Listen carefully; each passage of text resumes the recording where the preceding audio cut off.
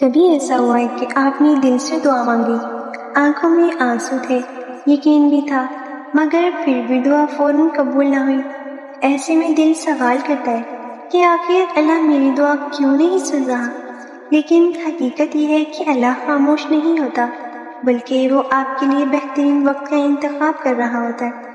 بعض اوقات جس چیز کو ہم اپنی خوشی سمجھتے ہیں وہ ہمارے لیے نقصان دہ ہوتی ہے، اور جس تاخیر کو ہم آزمائش سمجھتے ہیں وہی ہماری آزمائش بن جاتی ہے۔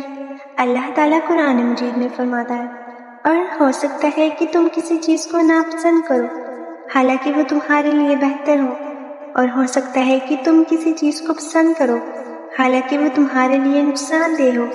اللہ جانتا ہے اور تم نہیں جانتے۔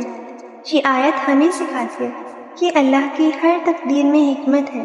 اگر آج آپ کی دعا پوری نہیں ہوئی تو ممکن ہے کہ اللہ آپ کو اس سے بھی بہتر عطا کرنے والا ہو۔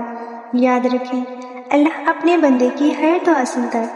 کبھی وہ فوراً عطا کر دیتا ہے، کبھی مناسب وقت تک روک لیتا ہے، اور کبھی اس کے بدلے کوئی بڑی مصیبت ڈال دیتا ہے۔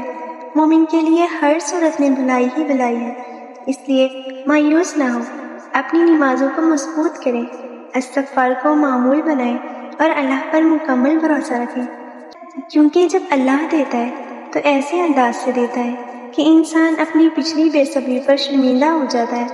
آج اگر آپ کسی مشکل سے گزر رہے ہیں تو یقین رکھیں یہ وقت ہمیشہ نہیں رہے گا۔ ہر رات کے بعد صبح آتی ہے، اور ہر آزمائش کے بعد آسانی ضرور آتی ہے۔